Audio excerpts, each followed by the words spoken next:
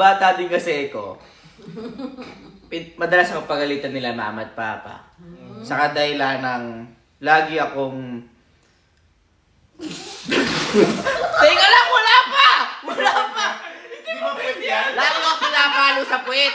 Lagi akong pinapalo sa puwit. Okay. Para magtanda. Pero di ba prutas yan talaga? Peach yan. Pero ginagawa talaga ng emoji of Oo. parang... Di pa kasi tapos eh. Lagi ako pinapalo nila mama sa puwet dahil hindi ako sumusunod sa mga utos nila. Eh ang ginagawa ko naman lagi nagsisiyar! Nagtatago sa CR! Nagtatago sa CR! Nagtatago ako sa CR!